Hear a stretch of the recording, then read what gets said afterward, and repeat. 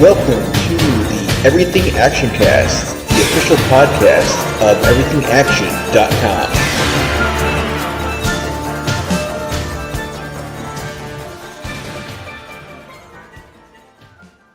Hello and welcome to the Everything Actioncast podcast for the week of September 18th, 2023. I'm your host, Zach. I'm a co-host, Chris. And we got a bunch of stuff decided this week, so let's jump right in. And we'll kick things off with some trailers. We got the first trailer this week for Percy Jackson and the Olympians, which is the TV series based on the book series. We got the two movies that didn't quite finish the book series, but now we have a TV show on Disney Plus that's going to try to basically reboot things and try to like maybe get through the whole series this time. But Walker Scoble, who was in what was that Ryan Reynolds movie where he was like went back in time? Adam Project. Yeah, he was his co-star of the Adam Project. I think he was in. It was that Owen Wilson, like My Dad's a Superhero, on Paramount Plus. He's been in a bunch of stuff recently, but yeah, he's the new Percy Jackson, and it's this first season is based on the first book, so the Lightning Thief. So same plot as like if you saw the Lightning Thief movie, however many like a decade or two ago, when that movie came out. Same plot. Like Percy Jackson finds out he's a demigod, like his father was one of the Greek gods, and then he gets accused by Zeus of stealing like Zeus's lightning bolt, and then that's like the whole crazy quest to try to like get the lightning bolt back. And he's also going to like this camp for other other demigod children, Camp Half Blood, and then there's like stuff going on there. They meets a bunch of new friends. There's like all these like different like counselors or different like Greek gods and different like demigods and stuff.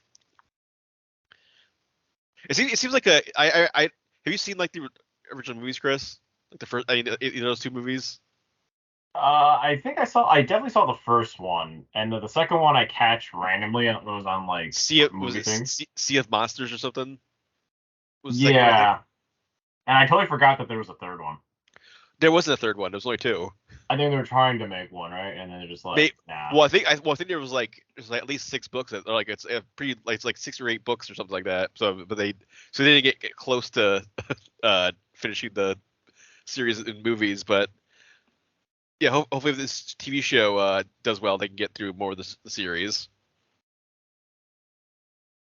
Yeah, I mean that movie first introduced me really to Alexa. What was it?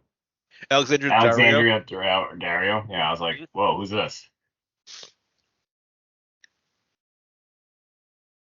Yeah, because I think that was like, by then that was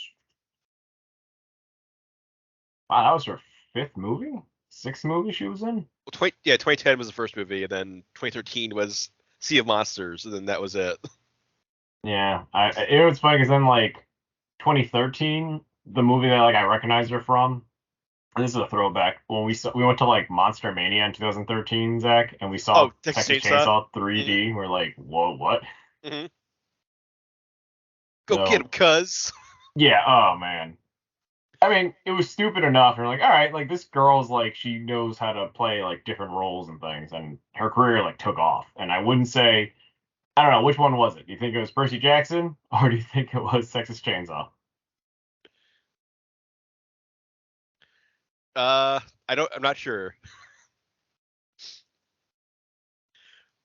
And I don't know who I think the other characters in the show are kind of like more unknown people, so we'll see if any of them break out. There are some like definitely some names that like for like some of the adults and like counselors and stuff that are in like supporting characters like Lance Reddick, the late Lance Reddick is playing Zeus. Like this is like his final TV role. And Jason Mantzoukas is going to be there. He's playing I think he's playing like Dionysus, like the basically like the head counselor. Glutton. Yeah. And then Megan Mullally is also showing up in the show. So a bunch of like fun like adult actors are showing up in this show. That's good. So a blend of like parents recognizing the comedian and like adult actors, and then tweens getting their like new idol they'll follow for the next 10 years. Hopefully.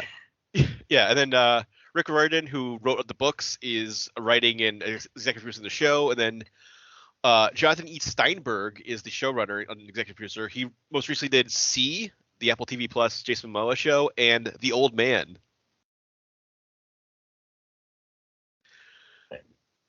So Interesting blend because he's got yeah, to tone it down. I think he's also like he also did like Jericho. He's on a really like weird like it's like these all these like kind I guess similar like genre shows, but like really like this like eclectic mix of like shows that he's like worked on. I see. I think Jericho was like his first big one. And then it was C, and then he's done Black Sails, and then he did Human Target.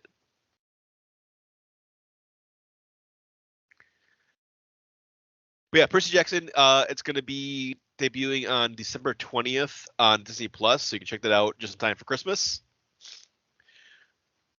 And we also, speaking of young adult novels, we also got a new trailer this week for The Hunger Games: The Ballad of Songbirds and Snakes, which is the prequel movie to The Hunger Games, which based on the novel, the same name, that was written by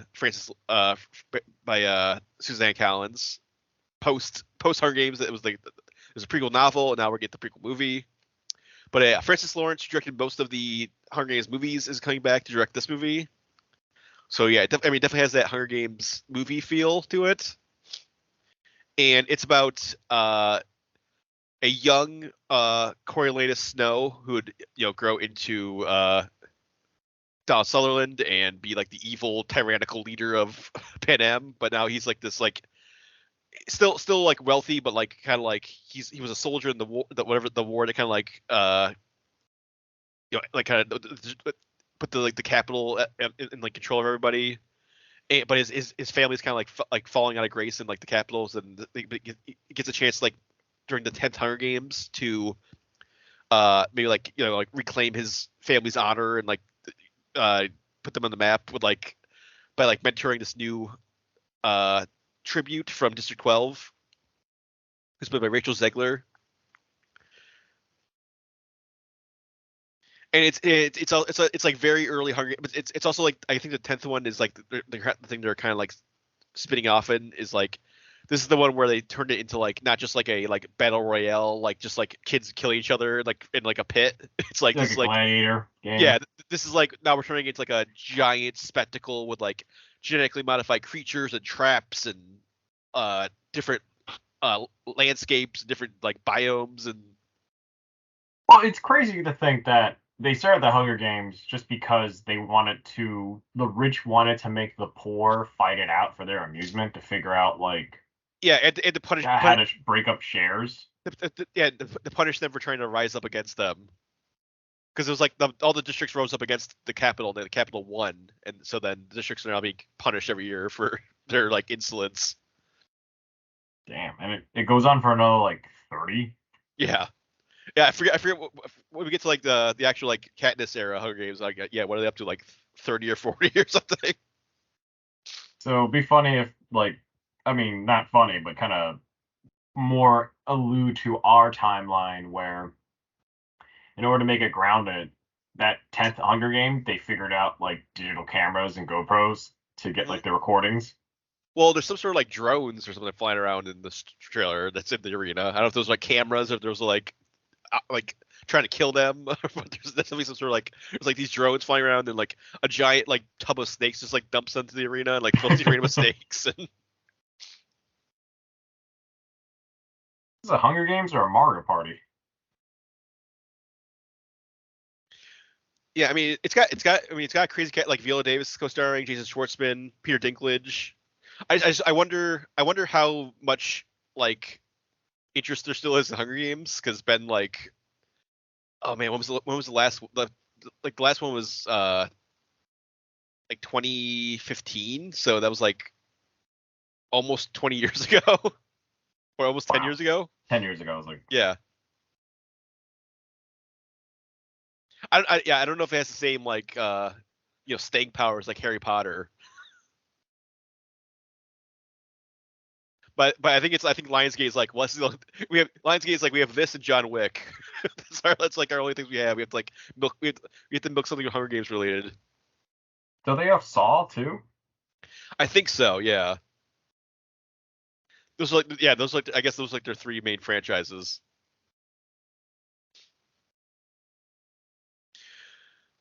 But I guess we'll see what the staying power is. And if the strikes aren't resolved by then, like obviously no one's gonna be able to promote this, so it might not have a great Thanksgiving box office, but we'll have to see how that shakes out. But yeah, November 17th is when this is coming out. So just in time for Thanksgiving. You can gather the family, go watch a bunch of dystopian teenagers murder each other. Fun for the whole time. I think most of the Hunger Games movies came out during like around like Thanksgiving. It's like a weird like gather the family, go watch teenagers murder each other. I thought one came out in April. I'm trying to. I don't think Mockingjay was like a same year deal. I think that was like Mockingjay Part 1 came out one year, and then Part 2 came out the second year. Yeah, that's what I'm saying. I think one was like in November, and then like one was like in April. Maybe, yeah. But I mean, I wonder if if like the fandom's gonna show up, because I really haven't heard anything That's what Hunger I'm saying. Games related. Yeah, that's what I'm saying. Like, what is the cultural like relevance of Hunger Games right now? I remember, wasn't there like in New York, wasn't Lionsgate trying to like make like a Lionsgate like indoor like theme park or something, or like some sort of like attraction thing, where I it's thought like that was Vegas too. vague something like that, where it's like, oh, you can like you can like experience John Wick World, and you can like go in like Hunger Games archery challenge, and then like go and like it's like all these like different like Lionsgate like Well, it's like no, Lionsgate experience or something. in Dubai there is a Lionsgate theme park. It's like this weird amusement park that they also have like a version of Harry Potter in there. Hmm. And it's just because like they just don't have a distributor, so it's sort of like, hey, we just need to team up and we'll make like a theme park for like in a mall. It's like in a mall thing. I found it one time. It was like really random. I Oh found the yeah, video.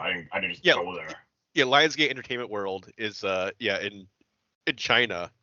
Oh, it's in China. Well, it looks like they might have one. They might have like they have like some kind of separate experiences in like London. They have like saw the escape experience in London, and then they have like entertainment worlds in China.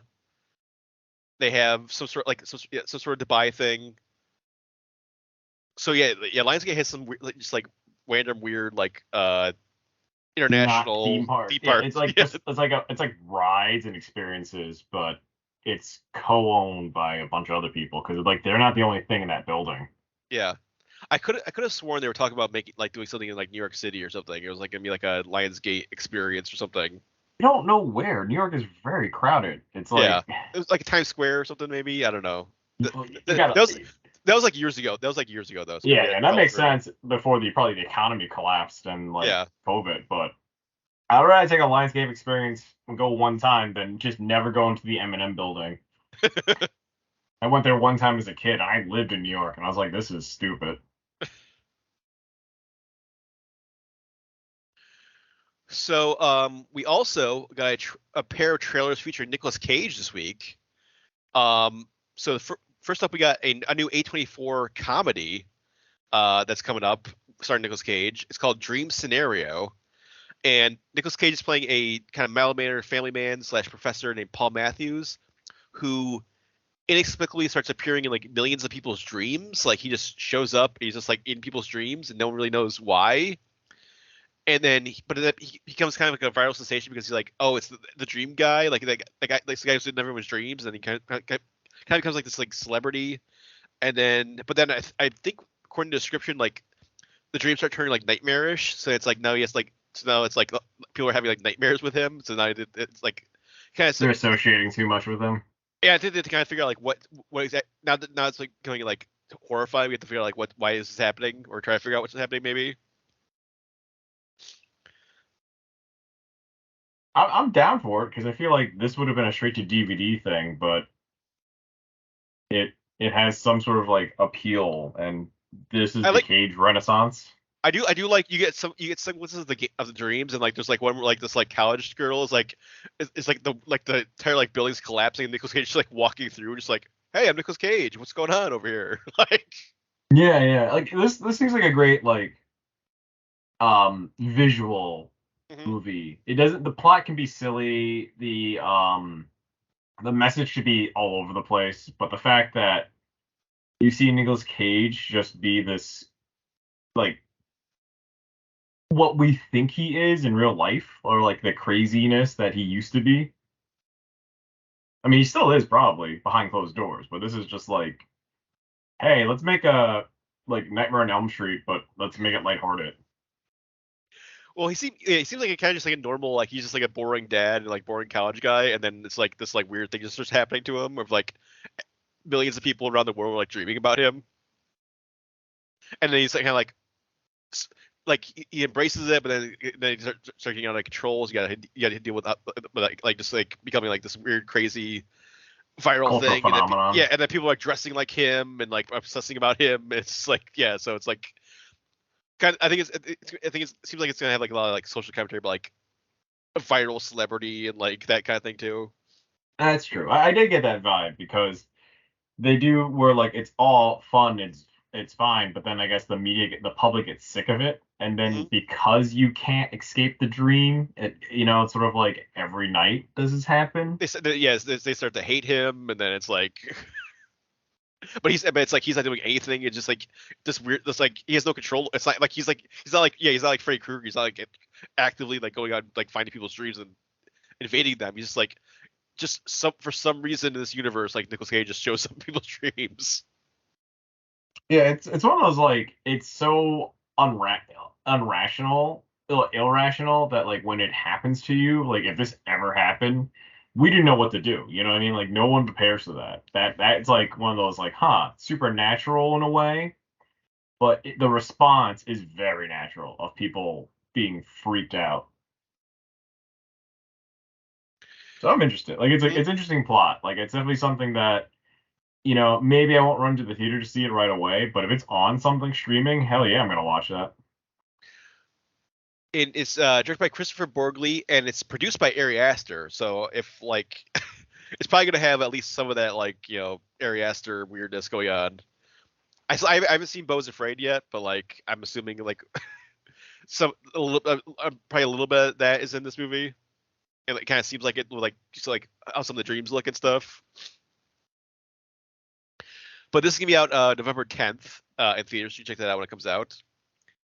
And then totally opposite end of the spectrum for Nicolas Cage. Like this is like brutal, like pissed off, demented, deranged Nicolas Cage. We have Butcher's Crossing, which is a western where Nicolas Cage is playing a buffalo hunter named Miller, who is hired by, or actually hires on this Harvard student played by Fred Hetchinger, who wants to like I want to experience like life in the Wild West. I'm like a very privileged like Harvard college kid, but I want to like learn about the West, and then like signs on with this on this buffalo hunt with Nicolas Cage, and then it goes like totally off the rails because Nicolas Cage is like this like deranged lunatic who's like slaughtering buffalo and like just like take gleefully just like everyone's just like, hey, we can't carry this many buffalo. It's like, I'm gonna kill as many buffalo as I want. Like, I don't know what happened to Nick Cage. I historically we killed the buffalo to like thin the numbers of Native Americans. mhm. It's like someone figured out that because they're like food and resources from that, if we murder their food resources, like you weaken the tribes, which is true and horrific. But yeah, no, he's just some psycho because it's like he's revealing that he basically is just like an unhinged like hunter, Yeah. and then this Harvard educated guy is definitely way over his head. Mhm. And then like no one can leave until like the hunt's done. So he's like basically holding them all hostage to like this, and then everyone's like kind of descending into madness. Yeah. Uh, Only one who's prepared for this is Nick Cage because I guess he's the most prepared for the wilderness. But it seems I couldn't tell really from the trailer. Does it seem like there's a rival hunting gang or is it just them? I'm not sure. I mean, it's like Nicolas Cage and this Harvard kid, and like there's a couple guys with them. But yeah, I don't like maybe Nicolas Cage starts killing other like hunters or something, or like it's like I don't we got to kill him in competition, or like Just I the mean, way of the West. I mean, Nicolas Cage just seems like totally unhinged. So like who knows? He could be doing up to anything in this movie. True. He's doing the classic shaving my bald head with a razor blade move at the end of the trailer. So He's doing it without a mirror, so he's Yeah. just going by feel, which is super dangerous. yeah, it definitely I get very the Revenant vibes for this movie too. Like it has like that kind of feel of like this like just gritty, brutal like wilderness survival western kind of thing. But Hunter's Butcher's Crossing is gonna be out October 20th, so you can check that out. And two different flavors of Nicolas Cage this fall. You can see deranged Nicolas Cage and like dream professor Nicolas Cage. So other news, we got some news that Netflix has signed up for a sequel to their movie Troll, which I think came out last year. Last year Troll came out. Huge hit for Netflix. It was one of their big, like, most popular non-English films of all time.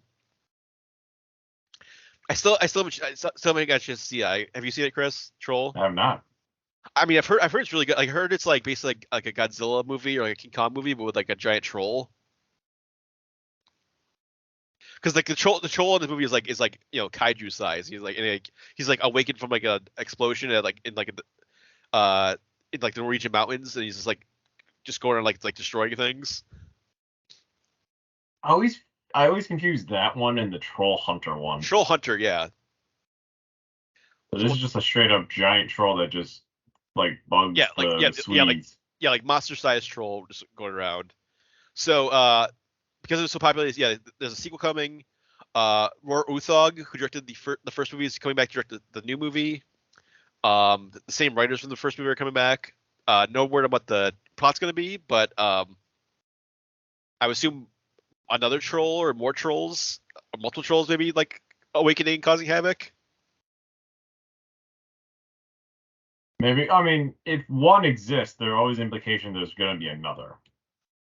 Yeah, it'd be cool if they leaned into, because like you mentioned Troll Hunter, like Troll Hunter, like they had like a bunch of different like species of trolls, and they all had like really distinct like behaviors and like ways of like reacting and stuff, and like so that'd be cool if they like introduce like whatever species or whatever like the mannerisms like the troll in the first movie was, if they like introduce like new trolls that are like totally different.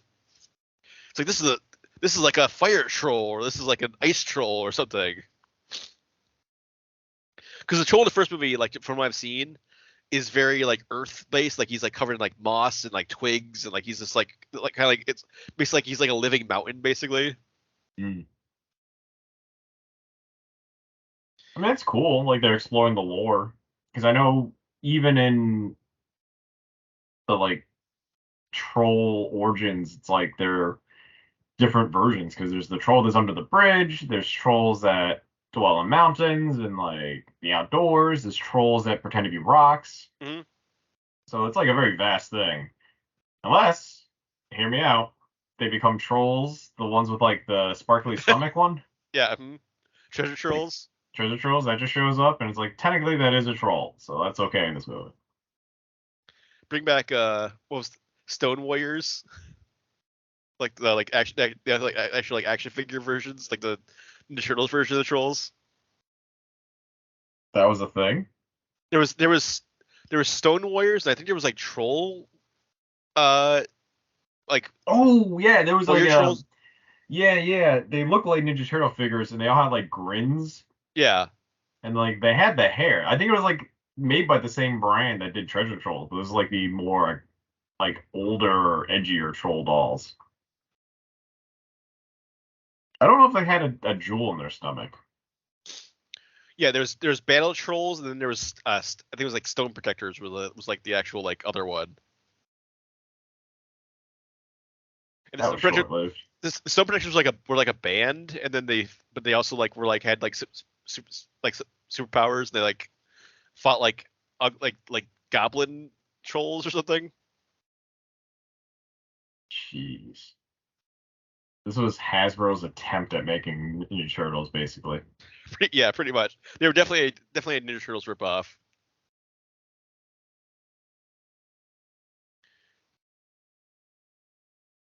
But yeah, none of that will probably be in this in Troll 2. We'll have to see. They're gonna start shooting that next year, and then I would assume maybe like late next year or like 2025 we'll see Troll 2, which will give us plenty of time to see the first Troll.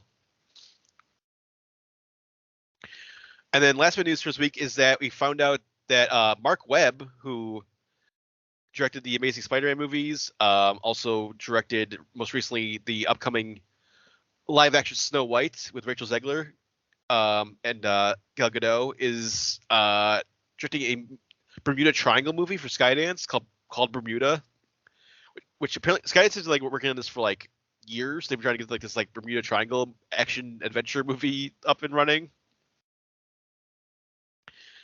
And yeah, so they have Mark Webb signed on. There's no word on like the script or like the plot or anything. It's still apparently still super early, even though they've been working on it for like years. But yeah, some sort of action adventure in the Bermuda Triangle, around the Bermuda Triangle.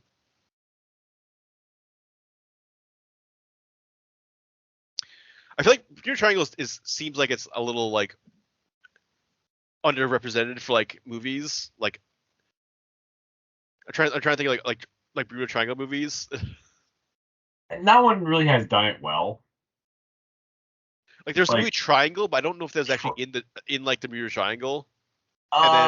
It does. That have you seen Triangle? Yeah. Yeah. So like that is like the best one that I've seen that I like. And that's because it's more of a time gimmick than it is a Bermuda Triangle thing. You know, like Yeah. it's never like, oh, we gotta hang out in the Bermuda Triangle. What's causing it? There was a weird episode of Real Ghostbusters where there's the New York Triangle or like the Tri-State Triangle where like Venkman's dad enters, like they're trying to salvage like a cargo ship and then they accidentally enter in and then like Peter Venkman's dad goes after them and it's all like space-time continuum portal. It's very interesting because like there's really no ghosts. It's just like, oh yeah, like they basically just tell it to go away. So yeah, like I mean like it's sort of just like it fucks with your devices, but I believe based on modern technology, you don't get stuck in that anymore. It's probably just like a magnetic field that probably wanders based on the rotation of the Earth. That's like the best logical reason. That's why it's kind of died down. That's why it's even more interesting that like it's taken them this long to write a script because it's like no one copyrights Bermuda Triangle. You're not fighting for the rights. Mm-hmm. There was also 2005. There was a sci-fi like original miniseries that was like the Triangle. That like had like a ton of people. Like Sam Neill was in it, Eric Stoltz, Bruce Davidson, Catherine Bell, Lou Diamond Phillips. Like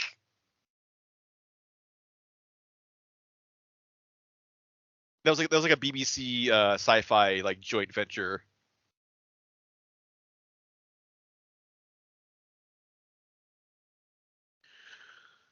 But yeah, we'll see what this Bermuda Triangle movie is. See what Mark Webb brings to it. Hopefully some sort of crazy like crazy like just like do all the like theories just like mash them all together, like aliens and like other dimensions and underwater pyramids shoot lasers that disintegrate things, like whatever craziness.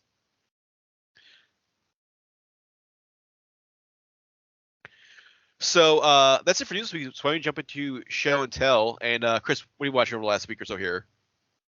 So I've been on a binge for 1930s crime because for some reason I just have never seen all the way through the original 1967 Bonnie and Clyde movie.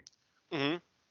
So, you know, it's regarded as the golden age of modern cinema of just how they filmed it and that the like shootout at the end is some grand finale and I want to see if it still holds up. And let me tell you, this version of the movie is weird. It's the most famous of the time just because it's got a very good stellar cast. But I'm going to say something kind of controversial, Zach. Mm-hmm. It's not that great. It's not a movie I want to watch again, like the whole way through. I'd watch bits maybe, but like it's not a movie I want to like carve out 2 hours of my time again. Or like it's super bizarre. It's like historically weird because they play around with facts. I get it, they're trying to make it more entertaining, but even this movie's runtime is padded just because of like long stares and a very sexually frustrated Bonnie. Mm-hmm. I'm not sure if you ever seen this version, but Simpsons made a funny episode about it. It's like a really quick like Valentine's Day episode. They have like a skit about it where Homer and Marge just like kind of replay the whole movie. Mm-hmm. But yeah, I didn't realize because they make a joke. It's like, hey, why are we doing this again? And then Homer says, oh, it's a sex thing. And like I didn't quite understand. And then I watched this version and I'm like, oh, I get it. So for the most part, this version of the story, it makes it seem like Clyde is very shy and is a virgin about like he can't match his bad boy persona. And he even tells Bonnie early on, he's like, I'm not really a lover boy. He's like, I'm a tough guy. Like I don't love easily. And it's like, as cool as that may have sounded, it's delivered very awkwardly through Warren Beatty. And like, I get it, they're trying to be sort of like making Clyde seem very like misunderstood, but it comes off very weird. And that's why I was like, oh. And you know, maybe halfway through the movie, I was like questioning myself. I was like, do I not know what good movies are? Like, this is an Academy thing. Like, I get it. Like the '60s standards was Well, different. also, it's like how old was Warren Beatty when he made this, and then like how old was like Clyde actually? Like he was like 17 actually, like real life. Yeah. Like, So like that's Warren the Beatty's like thing. was like probably like what 40 in his like 30s or like 40s 30s. probably. Yeah. Yeah, Bonnie and Clyde met when they were like 17, 19, 20 maybe, like they first met, and then when they went on their spree, he was like 25 because Yeah. his spree lasted from like 1932 reportedly to 1934. So it's not like a long time. It was just that they were in the mid like whatever like the Bible Belt area between Texas, Mississippi, and Louisiana, where they're just going up and down, just robbing places and sort of just like returning to the same cities because they just didn't know where to go. Like they love the fame, that's their thing. And their gimmick was they sort of just like robbed what they needed. I get it, they were modern day Robin Hood people because they tried not to kill so much and they were robbing banks, not random people. But then they rob mom and pop like shops, so it's like, huh, they're not, like it's very weird, and it's like you're not supposed to root for them. But the movie is sort of like it's sort of like they know that their time's coming, so they kind of understand that like this life for them is a blaze of glory. Because even like Bonnie, there's this really Faye Dunaway does a good job of like sort of encompassing that aspect of her. Hmm. However, there are 3 attempted sex scenes. And I say attempted because it makes it seem like anytime Clyde does something violent, she is massively turned on. It's Hmm. like the first time they meet, Clyde robs a convenience store and she is like horned up. She's just like, that is the hottest thing I've seen. Like, hell yeah. Like, I'm gonna go with you. And he's like, are you sure? He gives her a bunch of outs. He's like, hey, you don't have to do this. Like, no one knows who the hell you are. You don't have to do this. But she's just like, yep, this is what I want. So I get the romance and the legend of them. I just again when I see in this version, I was like, huh. Now I see it all together. Very weird. But the takeaway a lot of people remember about Bonnie and Clyde is that Gene Wilder's in it, Hmm. and Gene Wilder's part is like a different movie. I'm not. Have you seen that part at least? Oh yeah, I've seen my Clyde. Yeah, like Okay. they kidnap him, and then it's just like it turns into like a Mel Brooks movie for like Yeah, 10 minutes. it does. It took me out. I was like, oh, I was more interested, and it's funny because there's a part where Gene Hackman is telling like this old joke, and everyone in the car is just sort of bored from it because they've heard it so many times. And there's just like that part I like, like it is a completely different movie compared to the rest, like the beginning parts. And Gene Hackman's pretty fun. Like I don't know, I think Gene Hackman's the better actor compared to Warren Beatty, maybe. That's a hot take, I think. What, Gene Hackman's better? But I mean, they're both. I mean, I'm trying. I'd have to really like look. I mean, Gene Hackman's been in a bunch of great stuff. Yeah. Yeah, I mean, great. I'm not saying he's never had a bad movie because I've seen Welcome to Mooseport at times. So I'm just saying, like, in this movie, I found his character more entertaining. Yeah. Mind you, I was just throwing this on and just watching it, and I was like, this is what this is about, huh?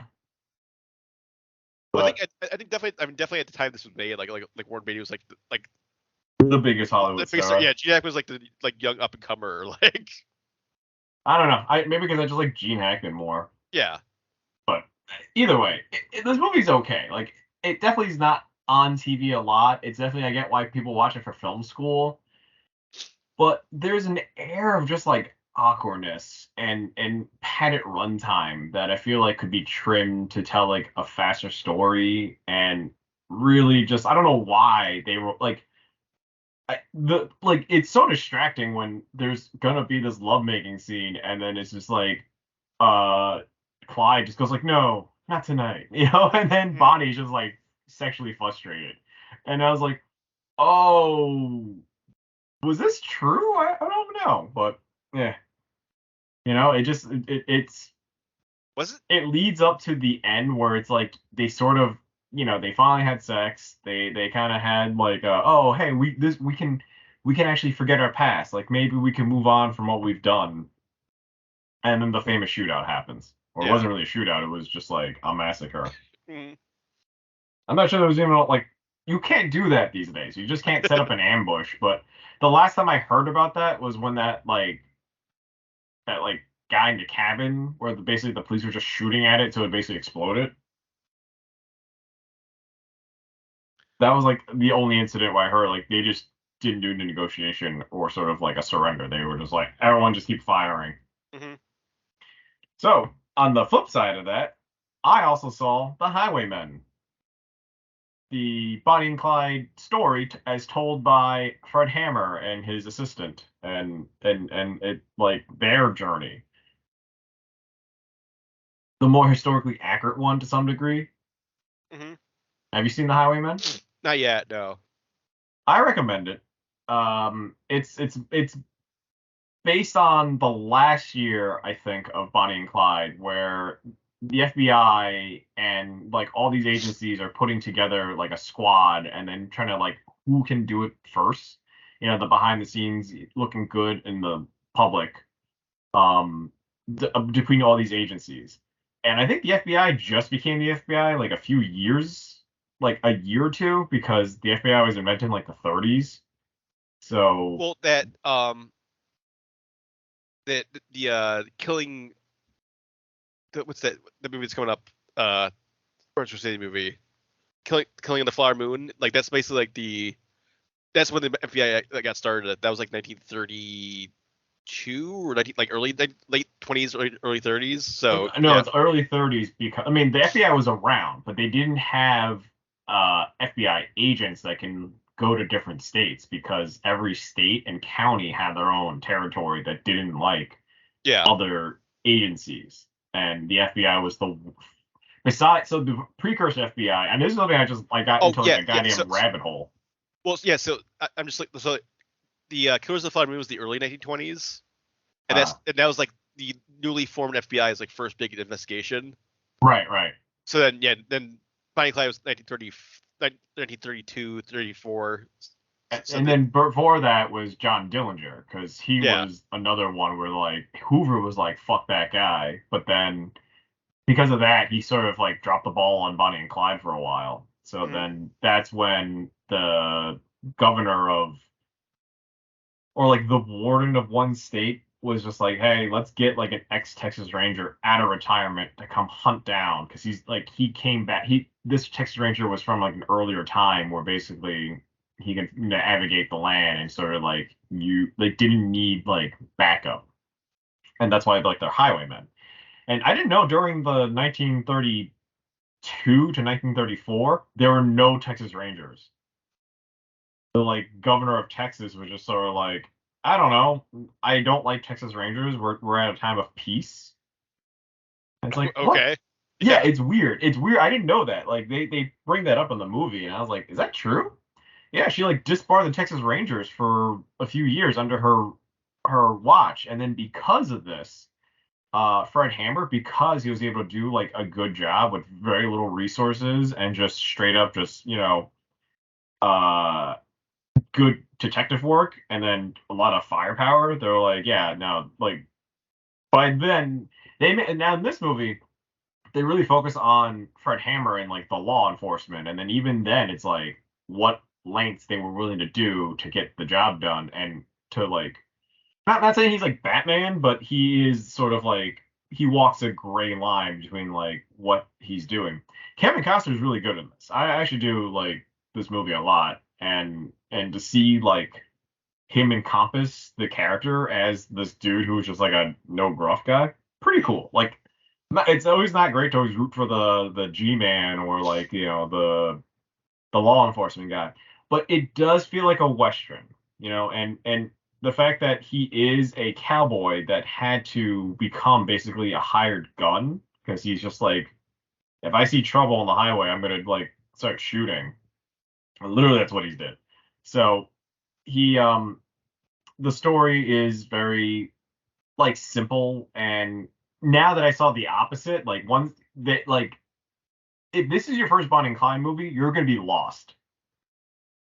It's one of those things where like they focus so little on them that even the actors that played Bonnie and Clyde aren't didn't come from like traditional acting. They were all stuntmen and stunt people that basically were like, hey, do you want to play Bonnie? Do you want to play Clyde? All right, put on this costume. There you go. Like they hardly have any dialogue. So this was it's decent drama. Action's very limited. Like you think it's gonna be this action-packed movie based on like the cover or even maybe like the trailer, and it's not. They really don't fire a gun until the end of the movie. And you're fine with that because if you watch in one sitting, it's very um it works up to it and it rewards you by showing like, okay, like they weren't just kind of unremorseful like highwaymen, or even like they were just like, oh shit, like we just gonna start blasting and panic. They knew basically that Bonnie and Clyde had to be stopped, and they really focus in on like the toll it would take on them to do this. And Kevin Costner gives a good performance where he's like, hey, like I've been a killer, like I'm born to be a killer, like I'm okay with this, like as long as I'm here, like I can stop someone evil. So again, explains it really well. To go back to the Bonnie and Clyde movie, 1967, that version of Fred Hammer, totally like a goddamn like Looney Tunes character villain. Mm-hmm. He's got like a ridiculous mustache. He's got like his goals are weird. It's kind of like he sort of like has a vendetta that's been brewing for the last like 2 years. And like I had to look up online. I was like, is it true? And I looked up and I was like, huh, it's not. Like they really pulled one out of their ass to kind of tell this like story.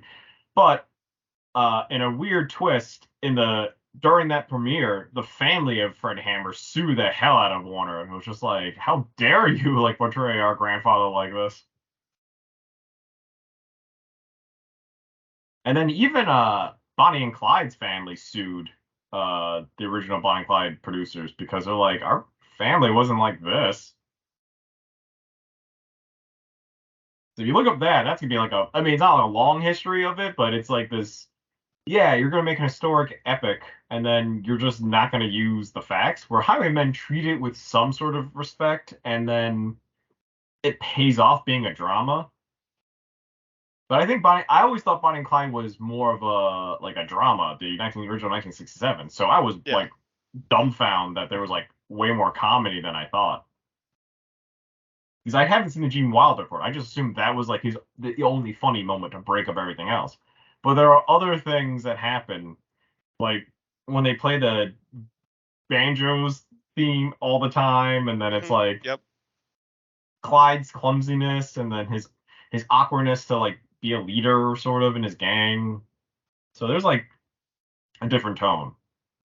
Well, I think a lot of movies around that time had that kind of weird juxtaposition because Butch Cassidy and Sundance Kid also has it's very it's super comedic, but then it ends up with them getting gunned down. Yeah, I get it, but that doesn't have a romance scene between the two of them. No, but maybe it should. But it's got the raindrops keep falling on my head scene, and but then they're also but I guess that was Butch Cassidy is trying to be more of a buddy comedy, I guess, but then there's still weird weird violence happening. But yeah, but Bonnie and Clyde is definitely way more jarring, where it's you kind of yeah, there's a lot of the tone, especially the tone shift last 10 minutes, where it's just horrific violence. Yes. And it just ends right after that. Yeah. It's well, there you go, everybody. They're dead.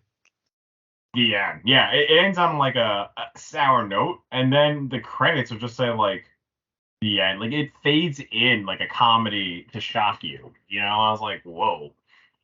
And I get it. They didn't want that was the climax. Literally their story ends, and now it's just go about your business. But in Highwaymen, they deal with the fandom that happened after Bonnie and Clyde, and the town that they drag in the car they were in, and the people in that town go nuts. They get very death grieving fandom, and it's frantic, and it makes Kevin Costner and Woody Harrelson sick to watch, and it's just it was not a good thing they did either. They recognize that's very oh man, people suck. That's why I recommend that. I wholeheartedly if you've seen Bonnie and Clyde, you're aware enough. Highwaymen really reframes the story, so they're not good guys, but they're not bad guys.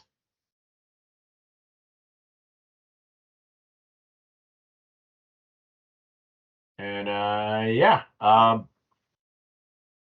was gonna try to watch Public Enemies too, but really get into it.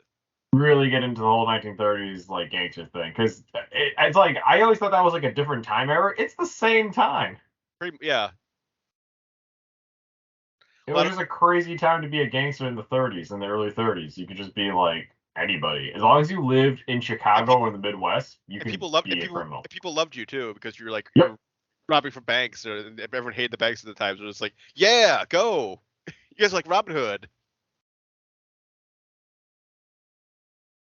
So, I just remember the trailer of Public Enemies, of the weirdly used CGI and the blue screen effects that they didn't quite master in 2009.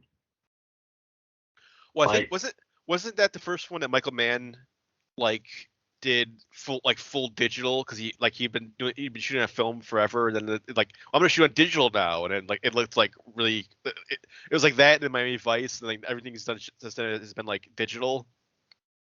You could shoot digital, TV shows shoot digital and they look good, but there are grievous effects of CGI.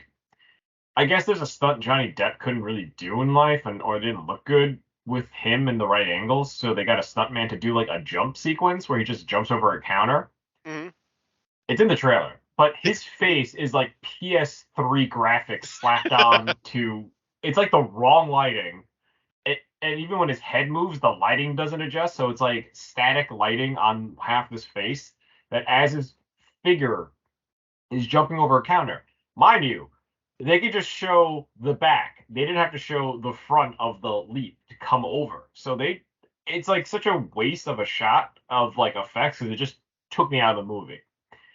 But like other digitals, like, oh, that's obviously like a blue screen. They couldn't like get a vault this nice looking, in time, so they just like are standing in front of a green screen. But they didn't do like the like outline correct because there's like a white line like around like one actor. I'm like, what the?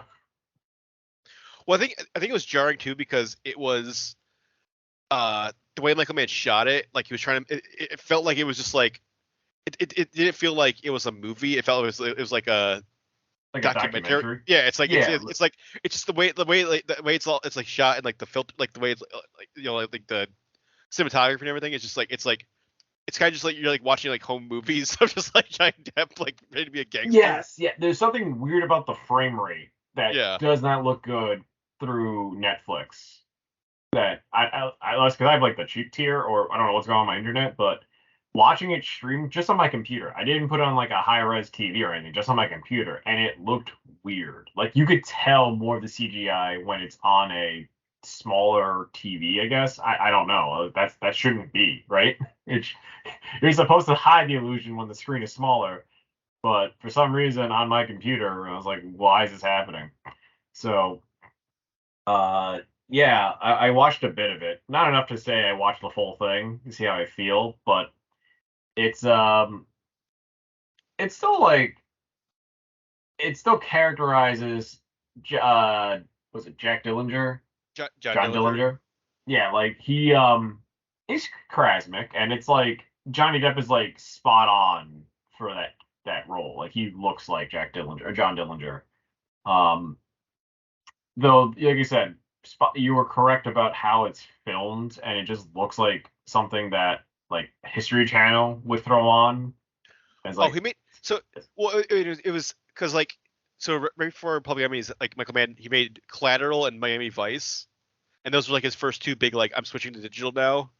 But it worked with those two movies because like it's modern day, like hmm hmm it's like oh you're there, it's like you're there, like it gave it like a gritty like realness, and then like doing that for like the 1930s is like really weird because it's just like this is like you're just like it's like you're watching like a reenactment in like a backyard or something. It's just like because it doesn't look good in that clothing. I think it yes, has to do with the clothing. you gotta If have the clothing, yeah, and you gotta have like some like grain, like it's just it like 1930s stuff looks just weird, like super crisp digital like very crisp, and if they did like a soft filter or even just shot it mostly in the dark, like a lot of the sequences, but a lot of the sequences are in the daylight. Some of them are outside, and you could tell when they're not really outside. It's just yeah. like blue screen that they're behind, and it's like, look, the clock. It's like we're outside, and it's like I don't know. Maybe that door is like real, but everything else behind the door, everything else like doesn't look good. So yeah, that's why I was like, this is a lot of weird thing you learn about filmmaking by watching bad graphics in movies. Mhm. Because again, going from Bonnie and Clyde, where I'm like, movies have come a long way from storytelling.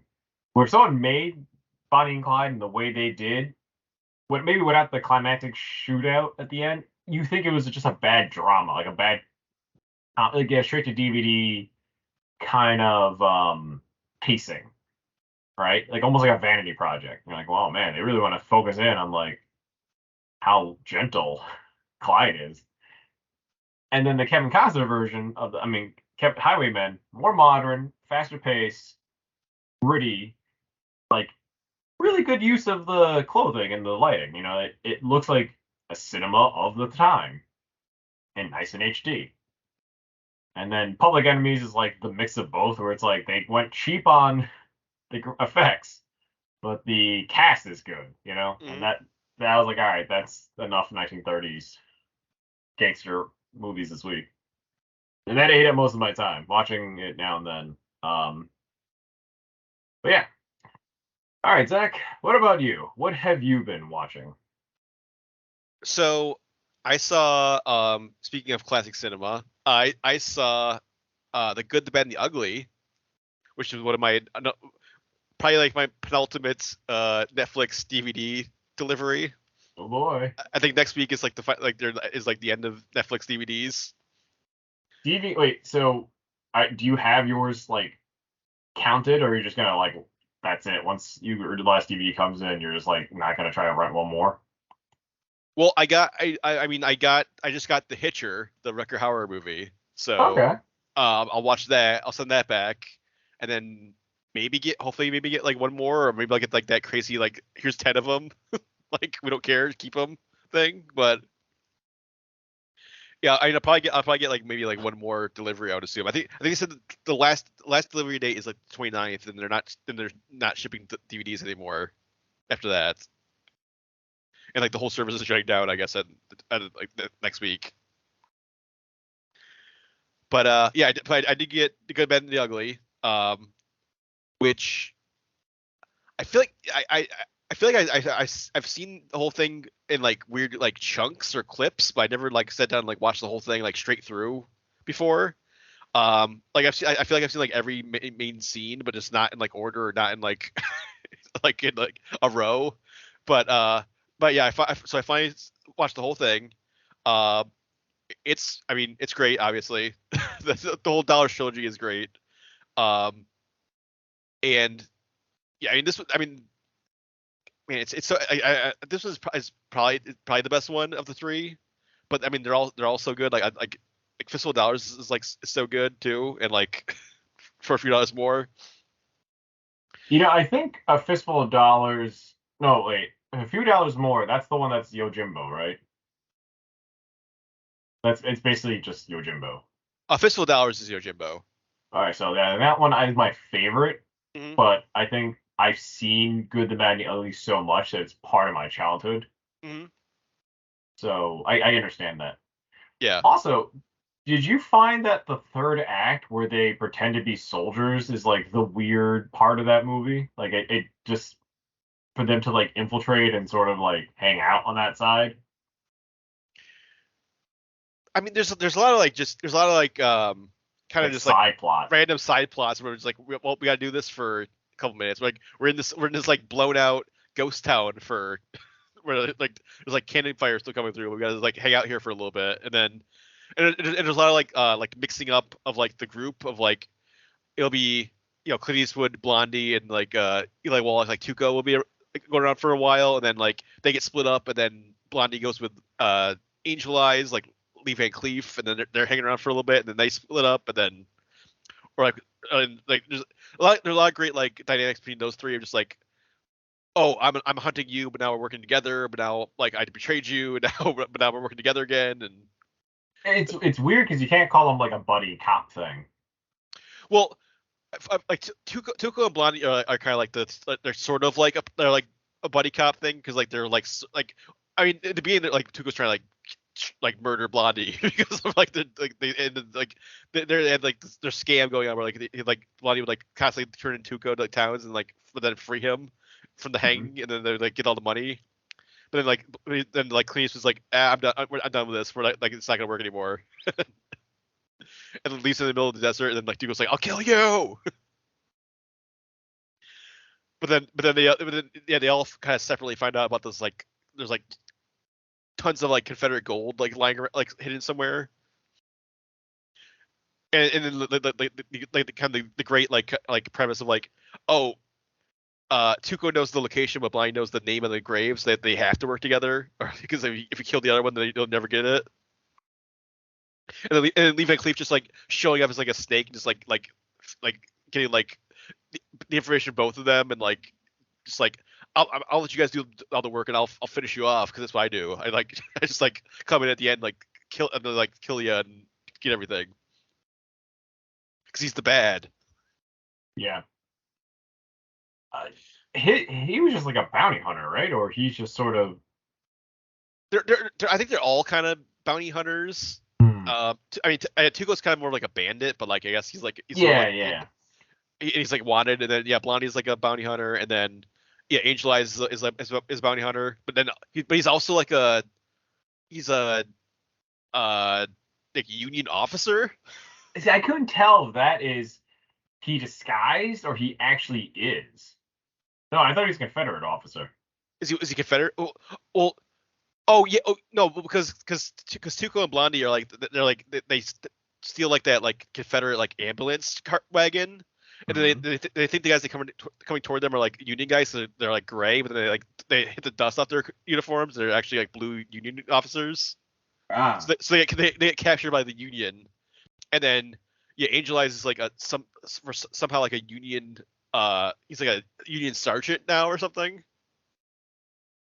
It's supposed to be like a week later, or is it the next day? That's all. I can't tell. Yeah, it's weird. It's there's really no it's hard to tell like what time passing is like in this like it's like it could be days, it could be weeks, who knows? Like yeah, that's what always took me out of it.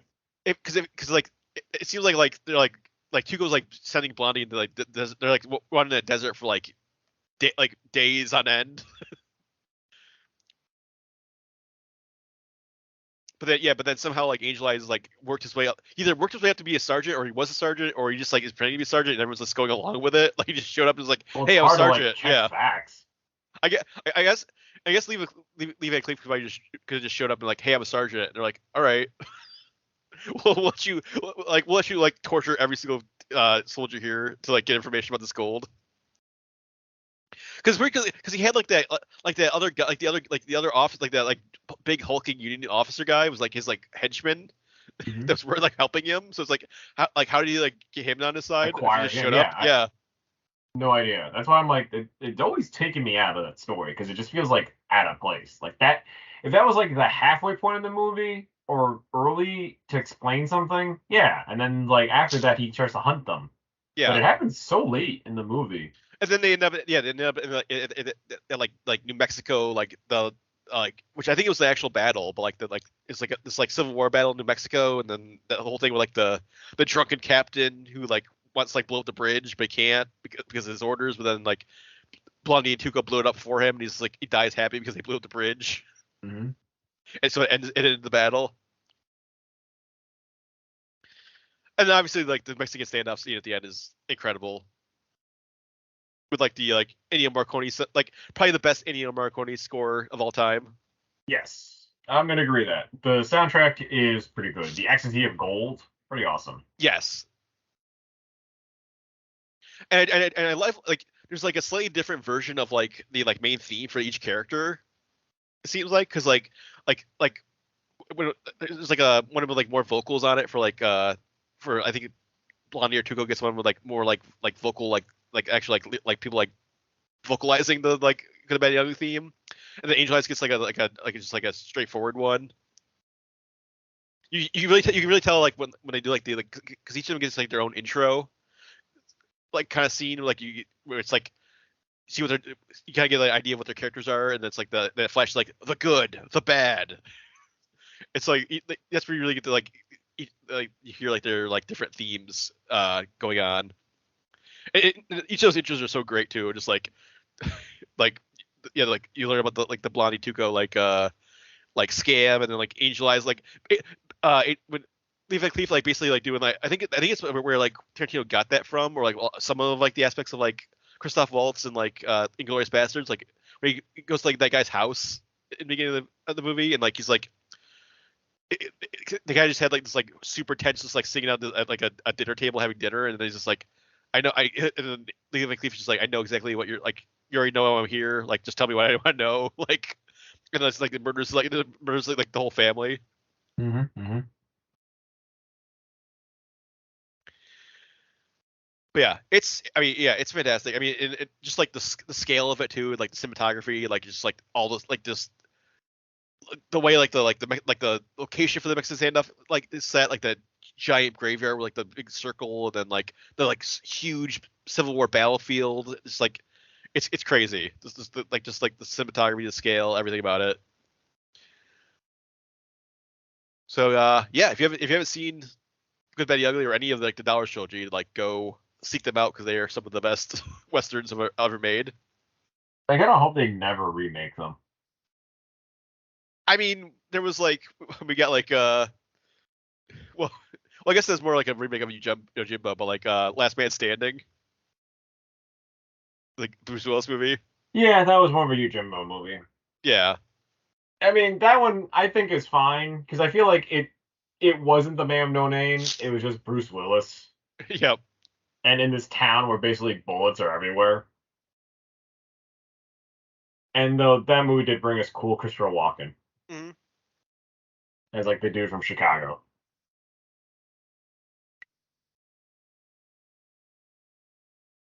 But yeah, what else did you watch?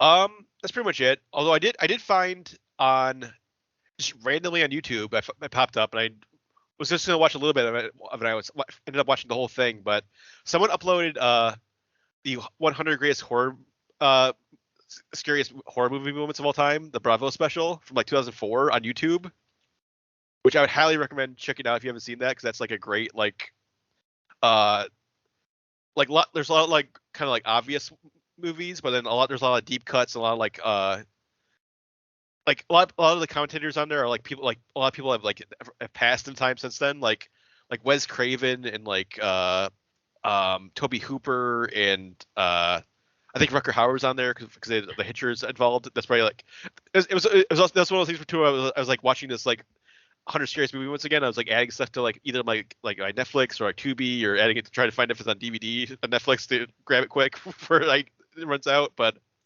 because there's a lot of like great, a lot of like deep cut movies they highlight where you're like, oh man, that looks awesome, I should like check it out. But yeah, that originally aired in like 2004 on Bravo. So it's a little it's almost 20 years old at this point, but still there's still a lot of great like info in it, a lot of great like commentary from like various like directors and actors and stuff in it, and a lot of great kind of recommendations for movies if you want to like really like kind of like get this like horror 101 kind of list of like stuff you should watch if you want to like really like dig into understand horror, get into horror. Like the like Shudder just did like I think last year they had like their own kind of like an updated version of this, and that was pretty good too. But like this original one is like still like really great, but mainly because like the guys that like are no longer here that like have passed since then.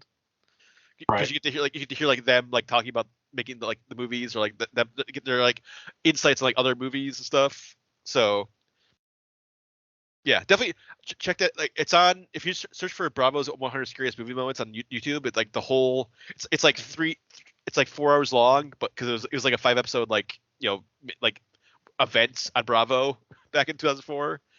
But yeah, definitely we'll check it out if you want to like, especially if like Halloween time, if you want to like get some like ideas of like movies to watch, or just like refresh, like see some like interesting picks for movies. And they really do like the like movie moment. It's like this. It's like one moment is like highlighted from like each movie is like the scariest moments.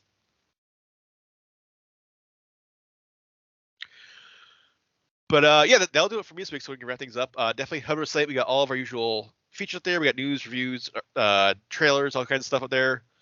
We got our commentary, which you can watch our commentary from last month, which was Star Wars Clone Wars, and then we're going to be doing Saw 2, which will be up next week in time for Saw X. So come back next week, check that out on the sites. And yeah, all everything else we put up every day. Head over and check all that stuff out. And for Chris, I'm Zach, and we will see you next week. For more Everything Action, head to www.everythingaction.com.